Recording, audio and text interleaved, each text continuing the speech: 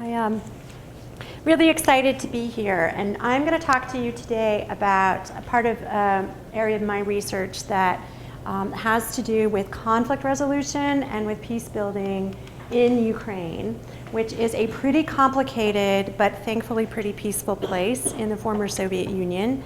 And my assumption is that you don't know much about post-communism or ethnic conflict necessarily, or what happened to lead to the kind of situation that we're facing in Russia today. So I'm going to try to cover a whole bunch of material. My understanding is that many of you have classes that will require you to perhaps leave during the talk. So what I'm going to try to do is I'm going to go through what is sort of a little bit of complicated background and then get us to a place where we'll be able to have questions and go back and discuss anything that you don't understand. But if in the middle you need a clarification, I'm okay with a request for clarification, but if we can hold some any questions you've got until later, that will allow folks who have to leave to kind of get through most of what we're talking about today.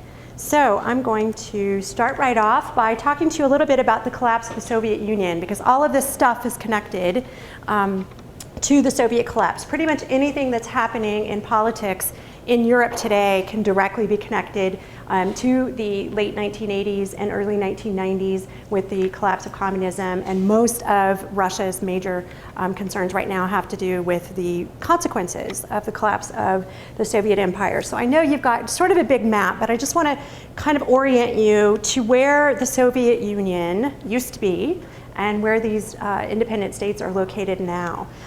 If you can see, way up in the corner, Latvia, Lithuania, Estonia, and sort of northern Russia.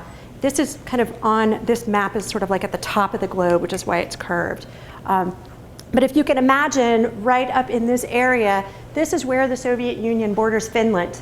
So this is the sort of Scandinavian border of Russia. Right over here, next to Ukraine, which is gray, and Moldova, we're looking at borders with Poland and with Hungary, Slovakia, Romania. So this is really Central Europe, and Northern Europe is sort of bordering the former Soviet Union in that area. Over to the east, we're bordering Japan, although the sea is there. You've got China in the southern border, kind of on the east. So you can immediately look at the Soviet Union and imagine this is an incredibly diverse country, 12 time zones, and very vast territory, a huge amount of land mass. And just to kind of give you an idea about what the territory is that we're talking about. So if you can kind of just keep in your mind where a couple of places are that we're going to talk about later. Moldova is up here. I think if I use my thing, I can maybe point to it on here. I'm not sure if it will let me. Yes, it will. Okay, Moldova is this tiny little space here. This is Ukraine, and this peninsula off of Ukraine is Crimea. And then Georgia is here, which you may have heard of, because a lot of these places have recently had wars. One thing that people usually think about when they think about the collapse of the Soviet Union is they think about this thing called Perestroika or glasnost. You probably have learned about that if you've studied Russia at all or this time period. And these were a couple of policies that I just mentioned because these were important turning points in history, where the Soviet General Secretary, the head of state of the Soviet Union, decided to enact some reforms. This was a police state, an authoritarian state, with very tight control over what was happening in Central and Eastern Europe. The Iron Curtain was still in place. The Cold War was still raging. Gorbachev comes to office in the Soviet Union and says he wants glasnost, which is openness. He wants to end the kind of clamped down police state that has really dictated policy and politics since Stalin. So for about 40 years. And he also wants to engage in what he called Perestroika, which was restructuring, kind of restructuring the failing communist economic system.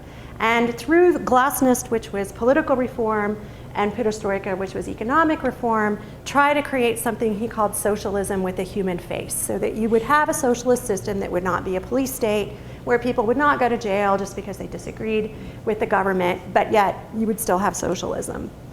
The problem for Gorbachev is that this reform worked really well and resulted in democratization, but it also resulted in all of the communist parties being voted out of office. So this moment happens in time where people have the opportunity to vote for a party of their choice, and they choose to go away from communism.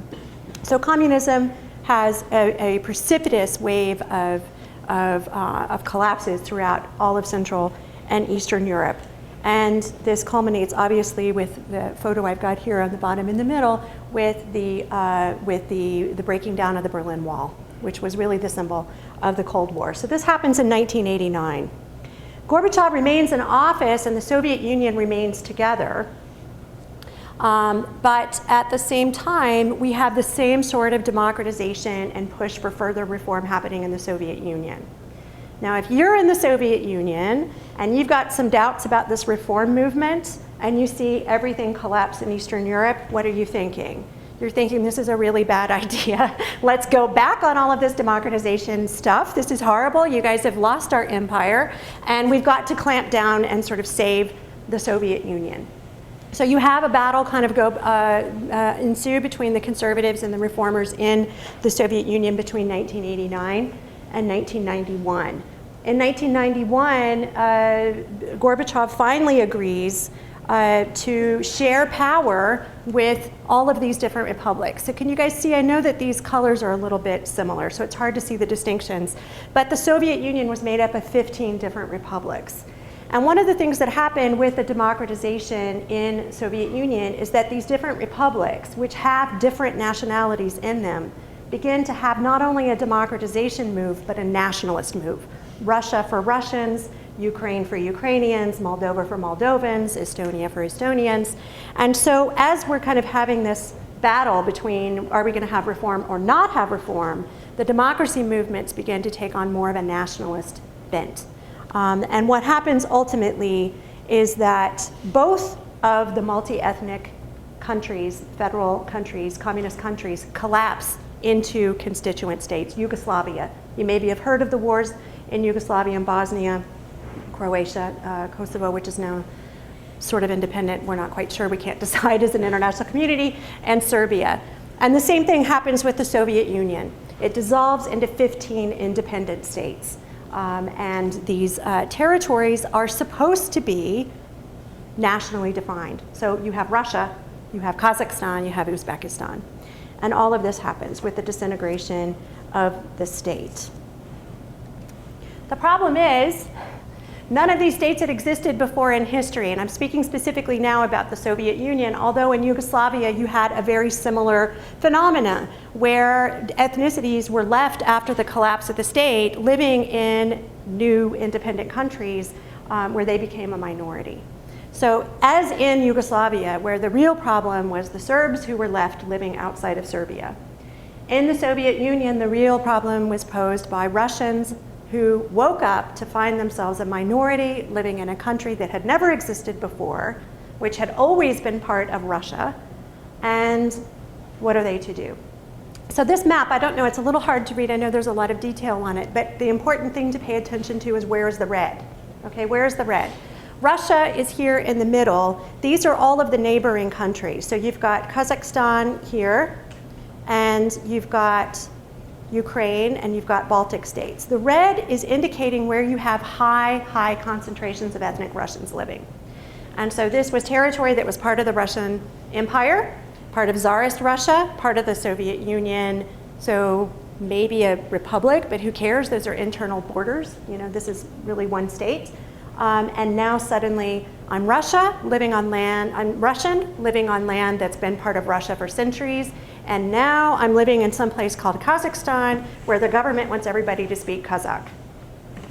I'm not happy, right? So this causes a lot of problems. In Ukraine, I want you to kind of take note right here, Crimea. This is pretty red. We're going to come back and talk about this later, but I'd like you to just pay attention to the density of population here. So what this actually led to, really, throughout the Soviet Union, as states became independent, you had a number of wars break out because minorities living in the new independent state did not want to be part of that state. So three that you may be heard of, or if not, you're going to hear about today, three that you may have heard of are the two wars that happened in Georgia. In 2008, actually, we had another war in Georgia and South Ossetia, so you maybe have heard of South Ossetia. But these are three different wars that break out right as the Soviet Union is collapsing. In Abkhazia, which is part of Georgia, but is an autonomous region of Georgia, These are not ethnic Russians, they're Abkhaz, but they speak Russian and they would rather be part of Russia than be part of Georgia. Making sense? We all following, I hope? It's a little complicated. You have a fight between separatists in Abkhazia and the newly independent government of Georgia over control of the state and over the future of the state. Nobody actually wins, but the Georgian government, the stalemate that ensues, means that the Georgian government has had no presence in Abkhazia since 1992. It is what we call a de facto state, meaning that it operates as an independent state, but it's not recognized as an independent state. It's still recognized as being part of Georgia, but the Georgian government has no presence there. And obviously there were a number of casualties, and this is a real tragedy for Georgia. South Ossetia, you have a very similar situation. South Ossetia is in Georgia. North Ossetia is across the border in Russia. The Ossetians are a distinct ethnic group, but rather than be part of Georgia, they'd rather speak Russian and be part of Russia. So you have a war that breaks out with tragic consequences. And the government of Georgia had no real authority or presence in South Ossetia, which had been operating as a de facto independent state. In 2008, the government tried to seize that territory. The Russians came in and there was a war over this territory. South Ossetia remains today one of those frozen conflicts or de facto states. Finally, Moldova, which you may remember is on the border between Ukraine and Romania. A similar situation where the ethnic, and actually this one is the strangest because it's not only ethnic based, but primarily Ukrainian and Russians living in a section of Moldova along the Ukrainian border fought a separatist conflict against the Moldovan government because they did not want to live in a country where they would speak Romanian and be in the minority. And this is also has resulted in the formation of a de facto state. The Moldovan government has no presence. In Transnistria, they have their own constitution, their own president, their own currency. They have their own passports. Now, we don't have time to get into an international law discussion today, but I can tell you if other people don't recognize you, your money and passports don't mean anything outside of your country, but for some reason they've decided to make them anyway, even though no one will accept them. So this is an ongoing issue. By the way, if you guys are interested at all, I can tell you the BBC has a series that you can watch on YouTube called Places That Don't Exist, and South Ossetia and Transnistria are both visited, and it's actually quite comical.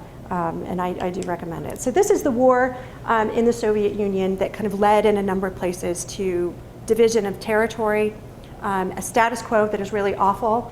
The state has been weakened. You have not only the casualties that happened in the 90s, but you kind of have ongoing violence and just weakened capacity of the government to deal with it. In Ukraine, we had really similar situation, and in fact, maybe even more complex and more intensity of conflict indicators, but yet we avoided a war. And so that's why I got interested in kind of looking at this case. Why is it that we were able to avoid a war in this country when we were not in Yugoslavia and not in other parts of the Soviet Union? So I just want to talk to you a little bit about Ukraine. Ukraine is a couple of things to think about. It's a very large country. It's one of the biggest countries in Europe. If you look at a map of Europe, I think it's even bigger than Germany. It's large. It's actually the geographic center of Europe is in Ukraine, which I know is shocking because we think that sort of like Central Europe is, the center of Europe is somewhere in Germany, but it's not. It's actually in Ukraine. From north to south, east to west, geographic center is in Ukraine. So Ukrainians are in Europe, but they have a complicated past because they've also been part of Russia for more than 350 years, and Russia has a very complex identity. They don't know what they are. They don't know if they're Russian or if they're Eurasian or if they're European, and there's not a clear consensus. It's a deeply divided society, which means you have strong divisions along a number of lines that usually lead to conflict. So deeply divided society is a term that we use in conflict resolution to describe those kinds of societies that have deep, deep, deep divisions over politics, language, culture, religion, and that there are very strong cleavages that are really hard. They're very clear and they're kind of hard to overcome. One of these cleavages is language. What should be the language of the state? And what you see in the case of Ukraine is that you only have 22% of the population that's ethnic Russian. It's a pretty substantial minority, but it's only 22% of the population. The problem is that the percentage of people who speak Russian as their native language is much, much higher. It's much, much higher. It's around 50% to even higher percentages. And as you can see along this piece here, the graphic we've got on the bottom, the places where people speak Russian as their native language is concentrated. So if you can imagine, maybe half the people in the United States, it's not true, but say half the people in the United States speak Spanish as their native language, or they speak Vietnamese as their native language, and they live all over the country. It doesn't become quite as much of a deep division as it does when it's completely geographically concentrated. The entire eastern part of the country and the southern part of the country means that 60 to 100% of the people speak Russian as their native language. And in these darker areas that you see in Crimea and the Far East, it's 100%. And sometimes they don't even speak Ukrainian at all. But they're Ukrainian, right? So you have a much larger percentage of the population who speak Russian than actual ethnic Russians living in the country. And this means we have a deep, deep division over language. So we're going to talk about this more in a couple of minutes, but just to kind of illustrate the point, if you've got these deep divisions, part of the country wants to have Ukrainian be the only national language. Because how can you have a unified state if you don't have a national language? Like, language should be the basis, right? But the other part of the country says we need to have two official languages. We have two official languages because we all speak Russian over here, and we have the right to have our language be recognized as official. And the other side says, if you guys all speak Russian and we all speak Ukrainian, where are we going to overcome this divide, right, within the country? Because you don't even speak the national language. So it's a big issue. The other big dividing issue that we're going to talk about with respect to Ukraine has to do with foreign policy orientation. So we all know that we live in red state America, blue state America, right? We talk about it all the time, and we know where the blue states are and where the red states are. And we like to think about this as being reflective of political divisions and kind of different geopolitical orientations, different cultural orientations or whatever that we have within our country. I would like to posit that this is a little bit starker than what we have in the United States, because you've got a very clear geographic line. And everyone that's on the blue side wants to vote for Russian being the national language, for having Russian language schools, for having very close relations with Moscow, for eschewing aspirations for NATO membership, and for generally moving in that kind of a geopolitical direction. Everyone who lives in the central and western part of the country wants to have Ukrainian be the national language. They aspire to European Union membership. They're okay with having good relations with Russia, but they don't want to have better relations with Russia than they have with the United States, or with Poland, or with the European Union. So you have very clear differences in foreign policy orientation, and this obviously has major implications for relations with Russia. The previous president, Viktor Yushchenko, was from the western part of the country. He was part of this Orange Revolution that you may or may not have heard about. He had a very pro-Western foreign policy orientation, wanted to take Ukraine into NATO. What do you think the Kremlin thought about him? They did not like him at all. In fact, they tried to poison him when he was a candidate with dioxin in order to prevent him from becoming president. But he did win. And his rival, Viktor Yanukovych, illustrated in the blue, just defeated that pro-Western coalition in the most recent election. So we have a more pro-Russian president in Ukraine right now. So let's take a look here at Crimea. Crimea, again, is this peninsula. You can see it's off the Black Sea coast of Ukraine. And Crimea is fascinating because not only is it beautiful, so if you get to do field research, it's a really great place to do field research because it's lovely, but the most fascinating thing about it is all of these factors that lead to conflict come to a head in Crimea. This is like the most extreme case of all of it. And yet we've avoided a civil war. You've got the status of Crimea. I'm going to talk about all of these issues in a little bit more depth in just a minute, but just to kind of frame it for you, you've got the status of Crimea. Is Crimea supposed to be part of Ukraine, or should it be independent? Okay. Why should we be part of Ukraine? We don't want to be part of Ukraine. Just like Ossetia didn't want to be part of Georgia. We don't identify with you guys. We want to have a separate country. What are we going to do about the Black Sea Fleet, which is the Russian Imperial Navy, then it's Soviet Navy? What are we going to do about that? Who owns it, right? The status of the Russian language. Do not tell us that Russian is not going to be the national language. Nobody speaks Ukrainian here. So we have all of these issues are at their most extreme in Crimea. And then we have the additional complicating factor that you had the return of 300,000 Crimean Tartars who had been deported by Stalin, and they're sort of asserting special rights. So if you take a look at these factors within the conflict resolution literature, you would expect an explosion here, because everything that leads to violent ethnic conflict is definitely in place here in Crimea. Contested geography, historical memory, with being part of another country, having sort of a military presence of a foreign country, and all of these cultural markers. Everything sort of points to conflict.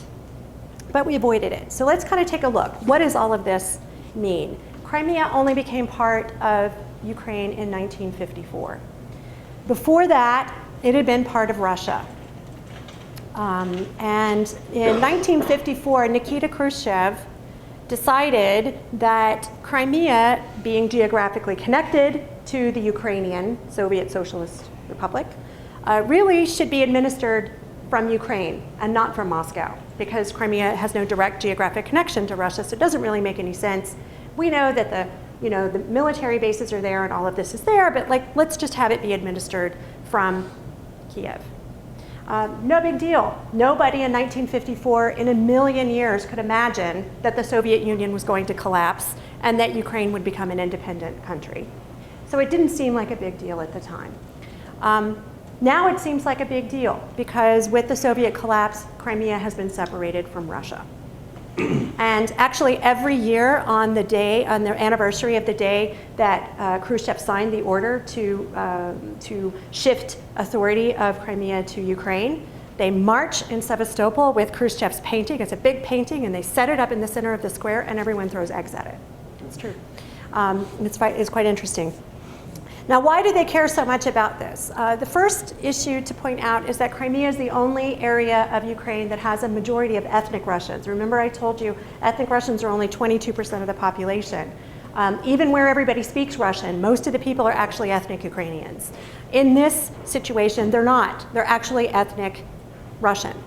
They're actually ethnic Russian. About 65% of the population is ethnic Russian. And this means that they've got major differences with Kiev over language and over foreign policy.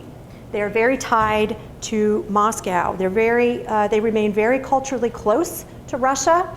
The politics of religion in Ukraine, like everything else, is pretty complicated.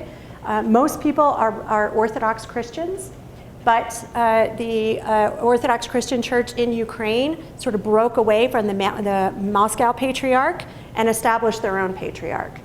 In Crimea, these Russians go to churches whose patriarch is in Moscow. So they do not go to churches whose patriarch is in Kiev. So they have not, that part of the Ukrainian church did not break away. And so it really essentially is a Russian church that's administered from Moscow directly, not from the rest of Ukraine. So they maintain these very close cultural connections to Russia proper. Russian is absolutely dominant as a language. It's not just that everybody speaks Russian. 90% of the population speak Russian at home as their native language. So even people who are ethnic Ukrainian or Bulgarian or German tend to speak Russian at home. So what this means really is that from the beginning, the Crimean majority of the population in Crimea did not accept this concept of a Ukrainian national idea, that Ukraine is somehow different from Russia, they should be independent, they should speak Ukrainian language, they should separate from Moscow, they should have their own foreign policy orientation. This has been completely rejected. This resulted in a separatist movement in the early 1990s where they actually tried to secede, and I'm going to talk to you later about how that was resolved peacefully. Unlike the situation in Georgia and in Moldova, it was resolved, but it still has substantial support as an idea. A poll taken in 2011 in the fall, so we're talking a year ago, A poll showed that 33% of the ethnic Russians still want to be separated from Ukraine and rejoined with Russia. So you have a lot of issues here. And I know you're going to love the grannies in bikinis. I have an explanation for that. So what about the Black Sea Fleet? This is another one of our major indicators for conflict. So if you could imagine, go back to in your mind to this map of the Soviet Union. It's a big country, right? And you've got Soviet assets, military assets all over the country because it's one country. So you've got your national defense is deployed in places. You've got your naval bases, you've got your National Guard, you've got your guarding your borders. All of this is happening. You have nuclear missiles, you have conventional weapons, you've got tanks, you have all of this stuff spread out all over the whole Soviet Union. Soviet Union disappears. Poof, 15 independent countries. Who does all of this stuff belong to? Who does it belong to? Now, if you're Russia, you obviously think it all belongs to you.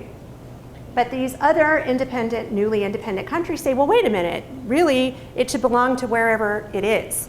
So if you're located in Kazakhstan, it belongs to Kazakhstan. So there was this big argument and this move to nationalize military assets, where whatever was on your territory, you get to keep. So Ukraine comes out and says, well, Crimea is Ukrainian, so all this stuff here belongs to us. We're not going to come into Russia and tell you that we own stuff that's in Russia. You keep this stuff in Russia and we'll keep the stuff in Ukraine. It's kind of a simplified version, but this is essentially what happened. This was not flying well in Crimea or with Russia because of the importance of the Black Sea Fleet and the importance of Sevastopol as just a part of Russian culture. So let me just briefly tell you about it. It's been a naval base since the Russian imperial period. And therefore it has important historical, cultural significance for Russia's concept of itself as a great power, right? So its idea that it is this great military power has a strong tie to this particular location. You can imagine as Americans if suddenly we decided that Gettysburg or Bunker Hill were not in the United States anymore. It would be a little bit hard to imagine that happening, and this is kind of what's happening for Russia with respect to Sevastopol. It also has the designation of Hero City, which is a specific designation that, that sort of acknowledges and glorifies the civilian defense of cities across the Soviet Union, a limited number, during World War II and the Nazi invasion. And in Sevastopol, civilians held off the Nazis for an unbelievably long period of time, and really with great bravery were able to save the city. Eventually, of course, they're defeated, but they held the Nazis off long enough that they were not able to achieve their objective of, before it got too cold, to actually get to the Caspian and get oil reserves. So they really played an important part in the war, as did a number of other cities. So this city is absolutely enshrined in the Russian national idea of who we are, right? And why we have won what they call the Great Fatherland War, the Great Patriotic War, which is World War II. So for them, this is a really important part of their identity. Very important. But it's outside of Russia now. And we don't understand how Sevastopol has ended up not being Russian. This is a Russian city. We don't understand who owns all of this stuff and how anyone has a question about it. Clearly this is Russia, but it's not. And in fact, an interesting quote that came out of the Russian press around this time was the commander of the Black Sea Fleet basically said to a journalist that Sevastopol is a city of Russian glory. And he said, not Ukrainian, mind you, and not Soviet, Russian glory. So this kind of gives you this idea that they're not going to let Sevastopol go, that this is really important to the Russians. So what ensues is that you have 5 long years of really difficult negotiations between Moscow, the Russian government, and Kiev, the Ukrainian government, over what to do about Sevastopol and the Black Sea Fleet. And what they end up with is a temporary solution, which nobody was really thrilled about, but kind of seemed to be the only way that they could break a stalemate. What they agreed was that Russia would lease the base in Sevastopol for their navy, and that Ukraine would get half of the ships, and Russia would get half of the ships. And that Ukraine would actually give over most of their ships to Russia because they owed them a lot of money for natural gas. Russia, I don't know if you know this, Russia is really good at manipulating people's dependence on them for gas. It gets cold in Ukraine and they'll turn the heat off if you don't do what they want. So they say, okay, you pay off our debt and we will let you lease this base, and then you take as payment for the base, you kind of give us gas. So it essentially was a trade-off by the Ukrainians to give up a good majority of what should have been their share of the fleet and to allow basing rights in exchange for gas. And the idea was that this solution would last. The agreement was to expire in 2017, and that at that point, hopefully, there would be some bigger, kind of more permanent solution that would work out. This caused a lot of problems inside of Ukraine. And not long after this agreement was realized, was signed by both sides, the Ukrainian constitution was finally ratified. And the Ukrainian constitution has an article in it which forbids foreign militaries from being based on Ukrainian soil. Can't imagine what they're referring to. The only candidate is the Black Sea Fleet. So you have a big political division in Ukraine about what to do. So think back to that map. All of those orange part of the country says having a Russian military here means we're not actually an independent country. We will never be free if the Russian military is here. The blue part of the country is saying we kind of like having them here. You know, we don't really have a problem with them being here. Who's going to protect us? And we kind of have jobs associated, especially in Crimea. We like having the Russian Navy here. So 2008, I told you it's not part of our discussion for today because it's a little bit of a different time frame. When Russia launched a war on Georgia, you guys remember any of this? I don't know if you guys were paying attention right then. Well, part of what happened was they didn't just rush into South Ossetia to help South Ossetia defend themselves.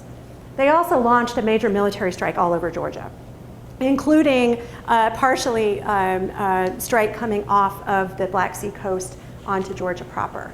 And the ships that took part in the naval assault came from Sevastopol. And this was quite a controversial issue because the president of Ukraine at that time was the pro-Western guy, right, from the Orange Coalition.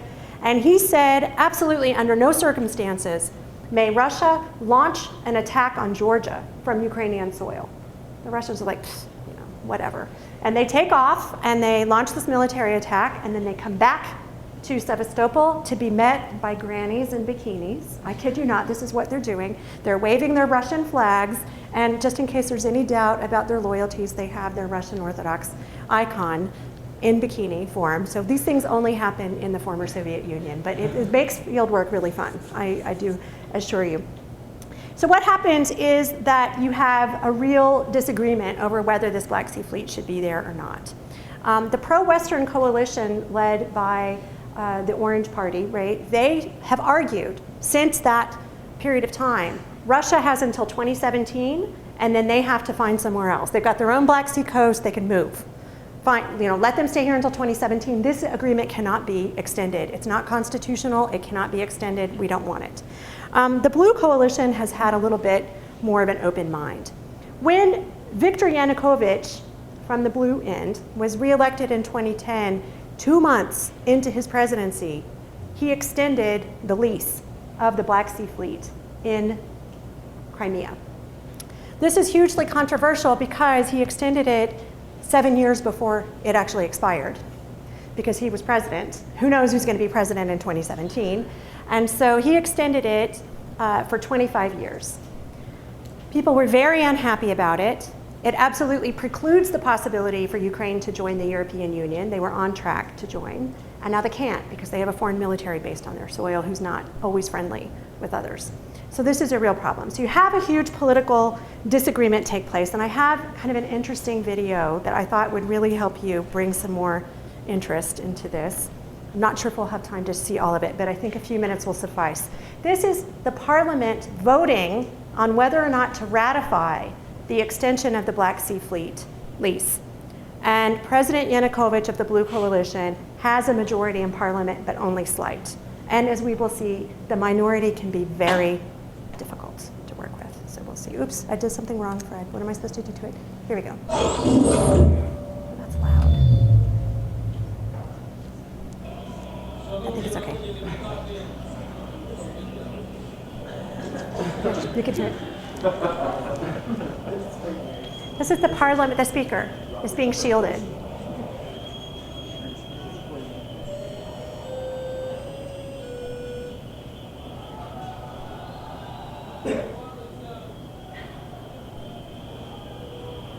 Fighting.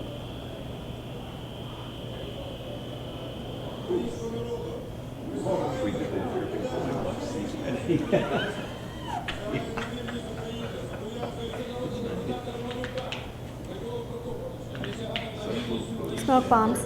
Smoke bombs. Just in case there was not enough chaos.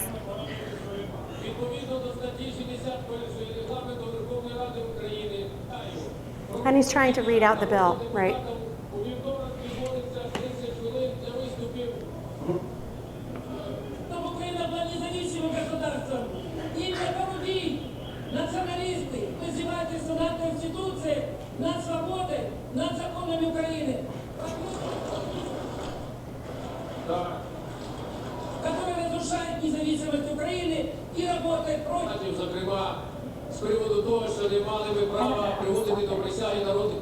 Oh, here I go.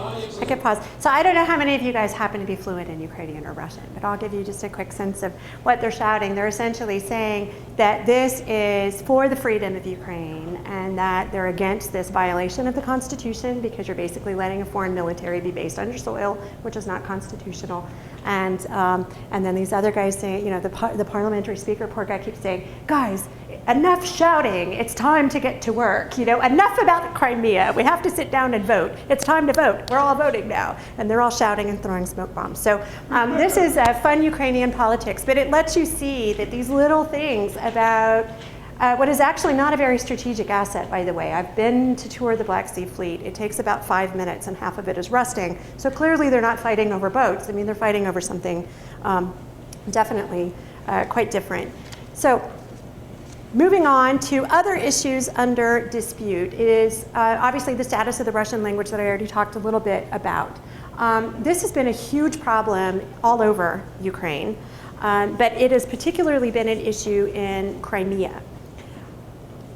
The question is, if you have two official languages, what actually is going to happen to your country? So all of the people in this part of the country, which by the way, if you look at the center of the country, it's only 25% of the people who live in the center who primarily speak Ukrainian. I go to Kiev every year. My Russian is natively fluent. My Ukrainian is, I can manage. I never have to speak Ukrainian if I don't want to. Everyone speaks Russian, and this is the capital city. It's a Russian-speaking city. If you get out of the city into the countryside, people speak Ukrainian. So really, Ukrainian is spoken, you know, only primarily in certain parts of the country.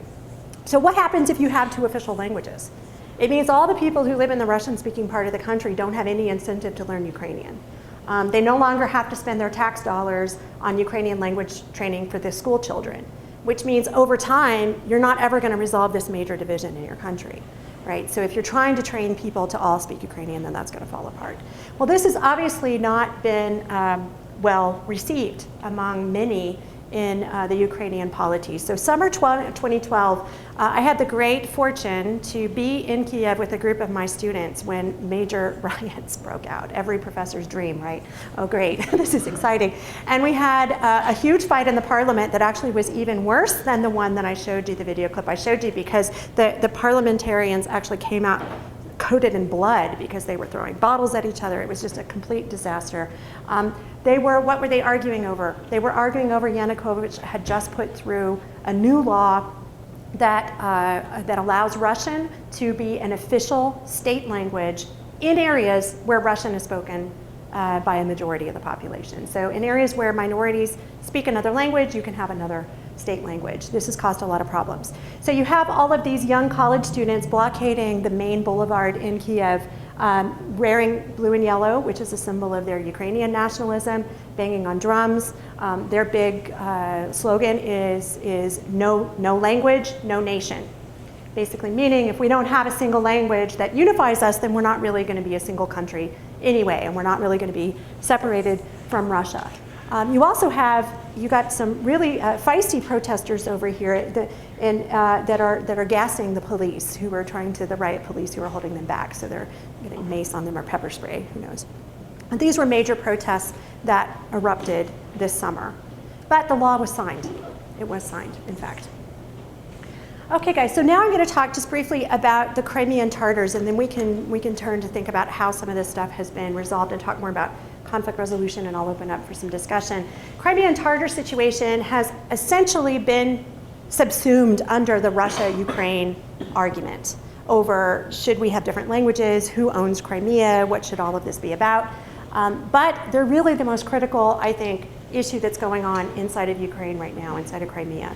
So the Tartars were indigenous to Crimea. This is an indigenous group, they live here. World War II, the Nazis invaded Soviet Union, and Crimea was one of the places where they were invaded, right? So you had a Nazi occupation.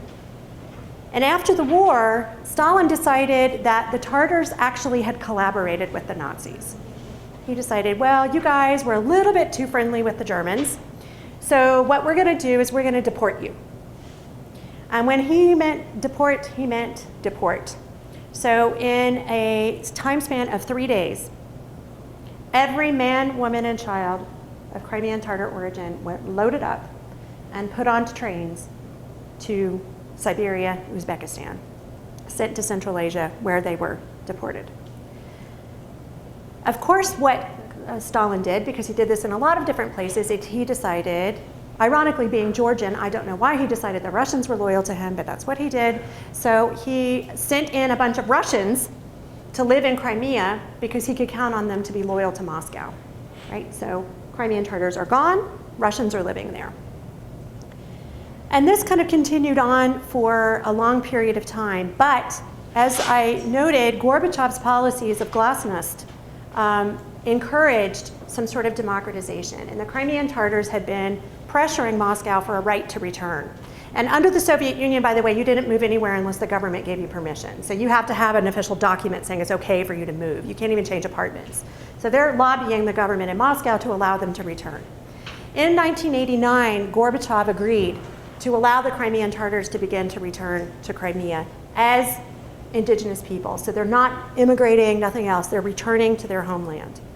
And this the process started off, but it certainly has accelerated since the dissolution of the Soviet Union in 1991. Crimea is in much better shape, as poor of shape as it is in, than Uzbekistan is. And it's easier for them to live there. So there's been a massive return, almost 300,000 people. It's almost unthinkable how you can imagine 300,000 people moving from one location to another location. But what happens? Where are they going? They don't have any homes to go back to. They don't have any land to go back to. All of this property is already owned by other people, primarily by Russians, because they're a majority in the area. So they have really unleashed a lot of protest, and they have presented a lot of challenges. They are living in very, very difficult conditions. So they have a policy of squatting, where they will take land that is just open land and nobody has real claim to it, or it's not clear who owns it, and they'll build little shacks on it, and they're living in those shacks. But you don't have any electricity, you don't have any heat, you don't have any plumbing, you don't have any water. The children are not able to go to Crimean Tartar language schools because the government in Crimea doesn't want to pay for that, even though technically they have the obligation to do that.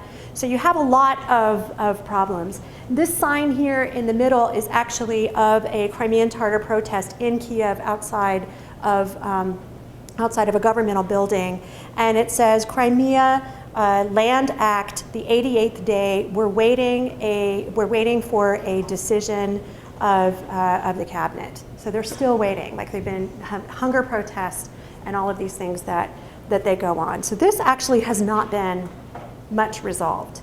The current leadership of the Crimean Tartar movement, is what they call it, has been committed to nonviolent struggle. And I've actually got to be quite good friends with one of the senior guys. I think he's now going to take over. Hopefully he'll still have time to talk to me because he's really great, and he's very sweet, spends time with my students every year talking about the nonviolent commitment and the return, trying to pursue the rights peacefully. But his concern, and one that I think a lot of us share, is that the youth are not going to continue to adhere to that pledge. So even as the senior leadership who lived through Soviet times believes that the nonviolent struggle is the way to go, the youth are saying, you've been doing that for 20 years and we have no solution. And there's some evidence that some of the youth are becoming radicalized because the senior leadership growing up under Soviet times is very secular, and the youth are not necessarily.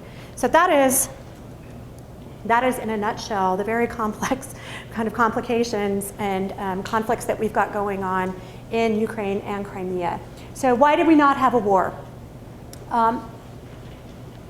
I think one of the most important things that happened is we had a very innovative approach to diplomacy that was very vigorous and multifaceted, that was unleashed by the High Commissioner on National Minorities. Max van der Stoel unfortunately passed away last year. He was the first High Commissioner on National Minorities, and he was the one who was most involved with all of these different projects. High Commissioner on National Minorities is an office of the Organization of Security and Cooperation in Europe. And this essentially came out of a Helsinki process where the NATO countries and the Warsaw Pact countries agreed to sit down and work on cooperative security approaches. And they created a process that now over decades has developed into this organization that works based upon consensus, by the way. Nobody gets to veto, and so everybody sort of feels comfortable working.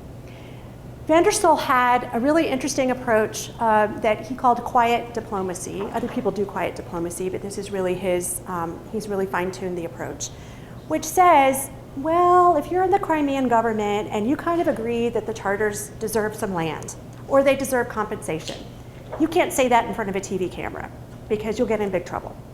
So what we need to do is we need to have a diplomatic initiative that essentially everything is closed off and nobody knows what anybody else is talking about, right? There's no press, it's really low key, and we can't really do that where you live. So he was very good at arranging roundtables. The most famous roundtable that he put together was in Locarno, Switzerland, where he brought together the Crimean separatists and the Ukrainian government and was able to get them to work together on a constitutional solution. And that has resulted in Ukraine agreeing that Crimea is an autonomous part. It's an autonomous republic. It has its own parliament. It doesn't have to follow all of the national laws, but it's part of a sovereign Ukrainian state. So this was a constitutional solution that over 3.5 years, Max van der Stoel was able to achieve. And I don't know if you've studied mediation models, because there are different ways to engage in mediation. Some mediation models just say that you just have to get the parties together and let them talk, and maybe just give them some space, or maybe give them some expertise.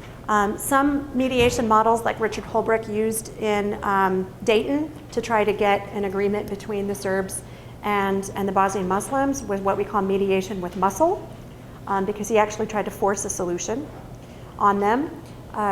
Successful, but who knows for how long.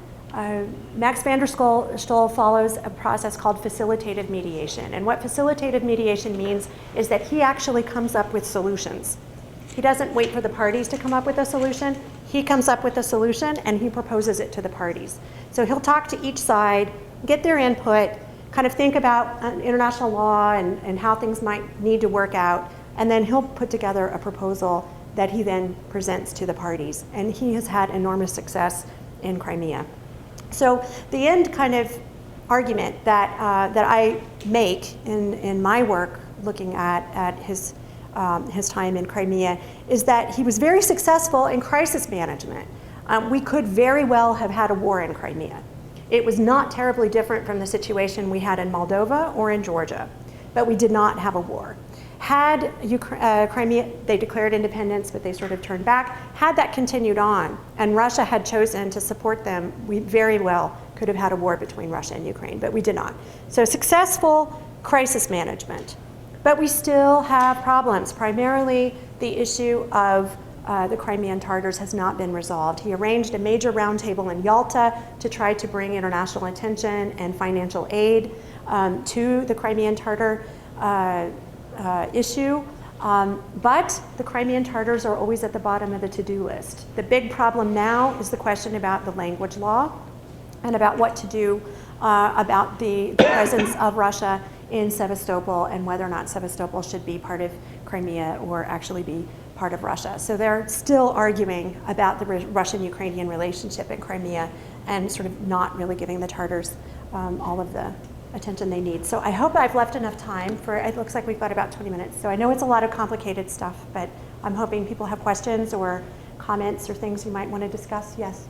You talked about the roundtables bringing the Tartars and the Ukrainian government together. Did you also bring any leaders of the blue side at that time?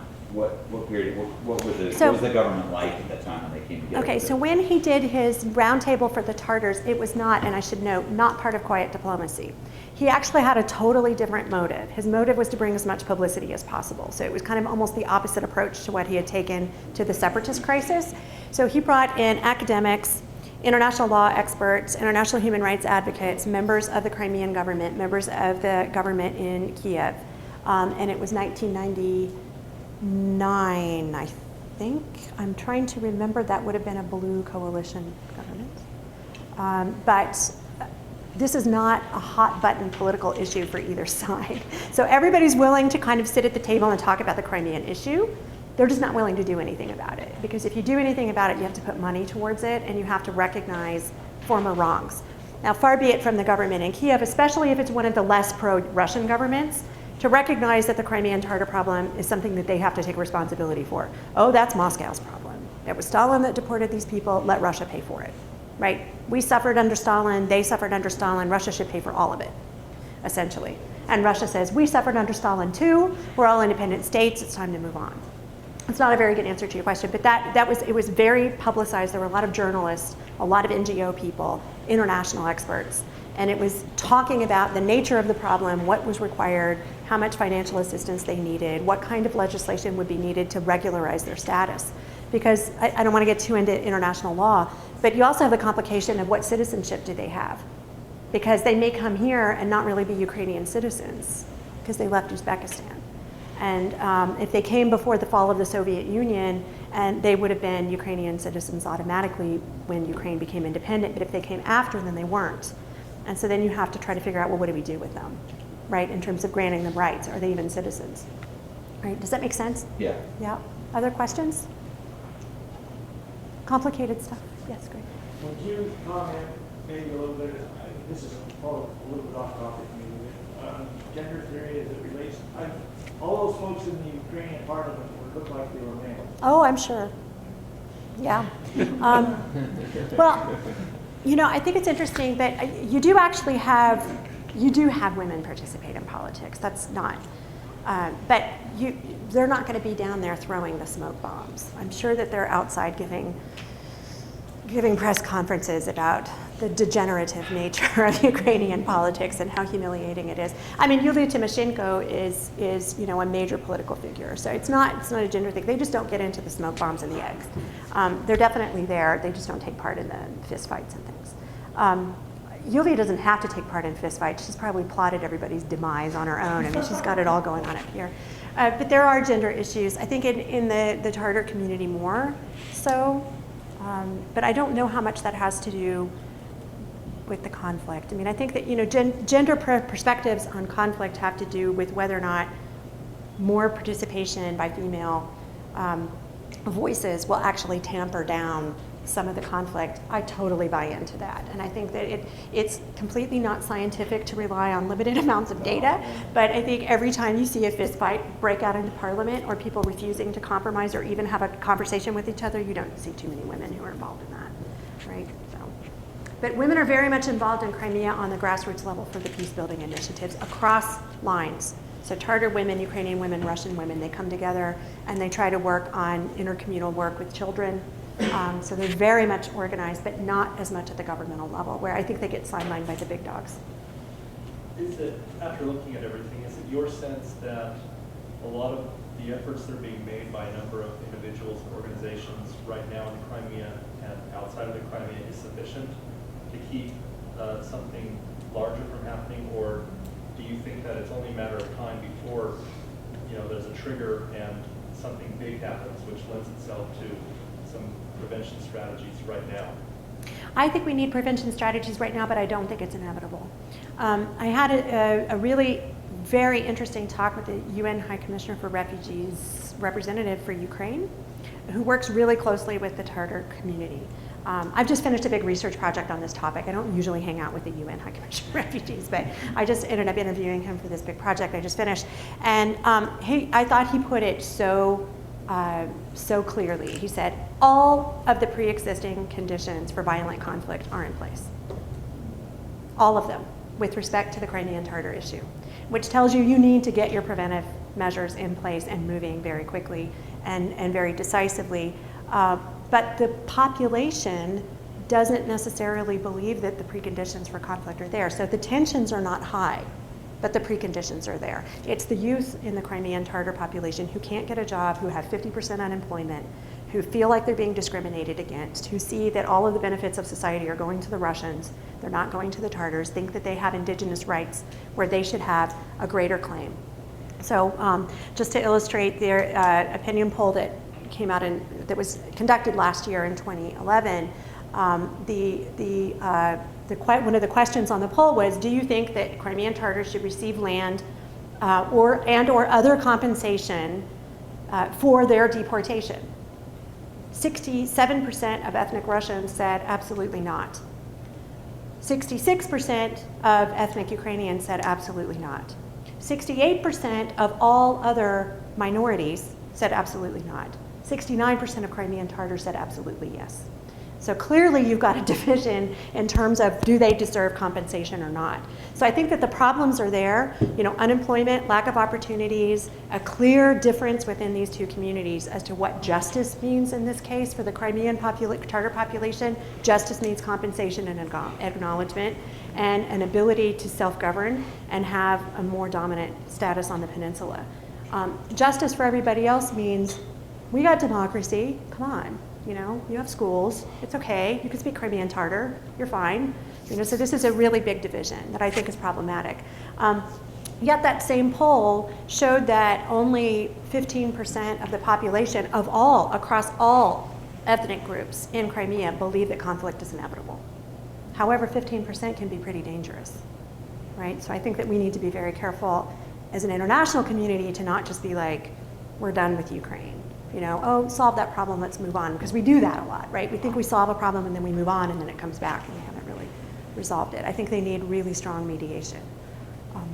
I don't know, does that answer your question? Yeah, okay. Yeah.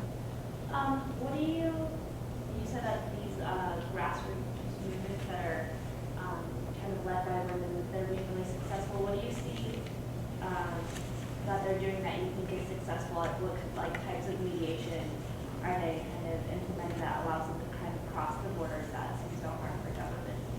Yeah, and let me expand. It's not just women who are involved, but women tend to be more involved in those kinds of initiatives, right, than in other kinds of initiatives, and tend to be more in a leadership role. So a great example is the Max van der Stoll Award that is given by the High Commissioner, not just by him, but it's named after him, by the High Commissioner on National Minorities Office every year, is given to some NGO around the planet that's engaging in really effective preventive diplomacy.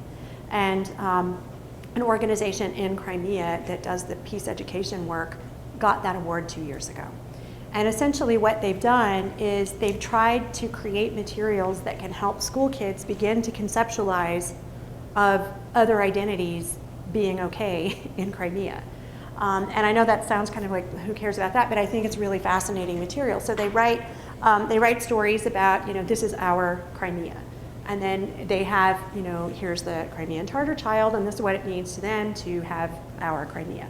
And actually, I think that the results of their work, because they do this kind of stuff, but then they also have an interest in measuring it, because I don't know, when you guys get jobs, you'll realize that you're not going to get donors, no matter how happy people are to give money, unless you can demonstrate that it does something. And so for them to get donations, they have to demonstrate the efficacy of their work. So they showed us some of their data, and it is fascinating the percentage of parents, Russian parents, who are so supportive of the work that has gone on in the schools that they've recommended other schools to allow this group to come in. And that the parents really support it and saying, I'm glad that you're speaking to my child about Crimea being a multi-ethnic state. Because it is a multi-ethnic state. It's just that everybody happens to speak Russian, right? Except a small group. And so it makes it more complex. So there are small NGOs who do peace education. There's also an effort where some of these human rights groups and the peace ed groups have actually formed a roundtable. And it's fascinating because they kept their work secret for 2 years until across community lines they could agree on an agenda. And they didn't tell anybody about this work. So it was like Crimean Tartars and Russians and Ukrainians and Bulgarians and Greeks and Germans and whoever else is there. They're all there. They agree on an agenda. It takes them 2 years to do it. Then they go to the government and they say, will you support this work? And so now the government is turning this roundtable, which is about dialogue, about interethnic dialogue and community building, and coming up with common solutions and agreeing that other people's agendas are not just about them, that it's about the community. And has turned that into a more officially sanctioned purpose, which means hopefully it can be what we call a bubble up effect, right? So you have kind of top-down policy and then bottom-up policy, and they're hoping to have that change some of the government policy in Crimea. So, let's see. I thought it was exciting when I heard that they finally told the government that they were doing this work. So Angela, as a non-political science person, to me it seems really simple. You tell me then what all the problems are. Ukraine will give Russia back, right, the Crimea, if the Russians take responsibility for the Tartars, financial and every other responsibility, which will then release the Ukraine to join NATO because that piece of land is no longer, right? So everybody gets something in this mix, but nobody's completely happy with the end. Why doesn't that work? It doesn't work because Ukraine is so obsessed with their territorial integrity, so that if you give up Crimea, what goes next? The Donbass, Donetsk, what else can happen? And then ultimately they don't have any justification for being a state at all. They just become a province of Russia, right? So that's part of it. The other part of it is that a really small minority of the population is interested in joining NATO. I think NATO would like to change that opinion, and they've been trying pretty hard, not with much success. After the war in Georgia, Ukraine and Georgia both got put on the back burner because Saakashvili got a little trigger happy, and now everybody's like, we don't want him in our military alliance. So that's been sort of put on the back burner. But I don't know that enough of the population cares about joining NATO that would be enough of a trade-off, because that's really the far western part of the country. Because they would, they're more tied to Poland and to the west. So it's not a simple solution. And there's no geographic connection between Russia and Crimea. So if Crimea becomes part of Russia, and I know you don't have to because Kaliningrad doesn't either, but we have problems with Kaliningrad, right? So Kaliningrad is part of Russia, separated from the rest of Russia by the Baltic states and Poland. So that was not a horrible problem when it was all the Soviet Union. But now this is all NATO territory, and Kaliningrad is a military base. So if you're Russia and you're trying to get your military equipment to your military base and you have to go through a NATO country, it's a problem. Ukraine would be signing up for forever, essentially signing over sovereignty to some degree of eastern Ukraine to Russia, because they would have to be able to get back and forth. So whose traffic laws apply? If you have Russian plates, does that mean you can drive all the way, without any, not stopping at borders? And it just seems like it would be weakening the state. At least that's what they think, and it makes sense to me, I think, from a state strength perspective. But they just don't want to agree to give anything to Russia. And I don't know that they should. Yes? You mentioned that the youth for the Tartars are starting to radicalize. Around what lines are they afraid that they'll draw to? Around, you mean around what? Well, they're Islamic. Okay. Okay, and so the older leadership, also Muslim, but they're much more secular. So for them, religion and politics are separated. So when I say secular, I don't mean that they're not practicing Muslim. I mean that there's a clear division between religion and politics. And they have, this is the politics, this is what we're doing. But if you're in a more radicalized Islamic movement that sees religion and politics as being part of the same thing, then it becomes a little bit different. So where is this radicalization coming from? Same place it's coming from in Bosnia and everywhere else. there are countries that are promoting this kind of thing among the youth. Not officially, because it's, it's small segments of the population who are supporting this kind of thing. It is very dangerous, has potential to be very dangerous. I don't think that that message would necessarily be attractive, given that it's very different than where their parents are and their elders who they respect are not giving out that message. I don't think that message would be very attractive if they didn't have massive unemployment and no economic prospects and they're discriminated against. So the real problem, is dealing with that, I think. It's about the language issue. Like, I'm thinking about Belgium. Mm-hmm. You're so smart. Belgium was the other case study in our study. Good for you. So Belgium, they have to compromise and take French and Dutch as main languages. But 3 or 4 years ago, they almost split two different countries. Yeah. So what do you think is going to be the solution for? Well, Belgium is a great example because Belgium has 2 official languages, but it is in 2 monolingual regions. They don't have everybody be bilingual in their country. So it's true that most of the Dutch need to know French if they want to do well, right? Because the government in Brussels is bilingual, but almost everybody's in French. But the French speakers don't know Dutch, right? So you really have had a decision, and I actually was really fascinated because I just assumed everybody was bilingual. Because in Switzerland, they've got 4 official languages, everybody speaks all of them, and that's the model that they pursued. But in Belgium, they've said, okay, in Flanders, you speak Dutch. All of your stuff is in Dutch. Your political parties are Dutch political parties. All your schools, you decide everything about your own languages. And then over here in Wallonia, we're going to decide everything in French. And we're going to, our parties are French speaking. We have totally different they don't have national political parties. They don't have national media. It's by region because they have been separated by language. So if I were Ukraine and I were unhappy about the language law, that would be what I was afraid of. That you're going to have a situation where the entire eastern part of your country is not getting their news from Kiev. They're getting their news from Moscow. And they're not getting the same news that you're getting. And where's the national unity when you're not speaking the same language? Thankfully for Ukraine, Russian and Ukrainian are closer, and it's not as hard to speak both. But it's just a question about how, if you follow the Belgian model, that's essentially a Belgian model for bifurcation of your state, where there's no national identity in Belgium, really. And so I think that that's a problem. But alternatively, they avoided violence. So you don't have the breakup of the state. You can have a federal solution by giving all your power to the regions. But when you do that, the center doesn't have any power. Does that make sense? Yeah, I don't think there's a good solution to that one. Did you have a hand up, Michael? Yeah, are there demographic trajectories, predictions in respect to the various communities that portend some degree of natural solution or exacerbation of the problem? With the Tartars? Yeah. With the Russian, the Tartars have a higher population growth rate. Yeah. No question about it. I think the Russian and Ukrainian is pretty similar and not very high. Mm-hmm. But I think in Crimea, there's definitely a higher growth rate among the Tartars. Right now, they're about 12% of the population. But that is a major influx since 1991, which sounds like a bazillion years ago, but it's not to have an increase from 0 to 12%. It's not that much of it, it's not a huge. And they're very, there are areas where their population is more concentrated. Not where they want to be, but that's where they are. Yeah. Of course, they want to go where they were before, which is along the coast. Sorry, it's all owned by Moscow. Ukraine has no say over that. So. I don't want to draw this to an end, but we're getting close. And so I want to first thank Angela.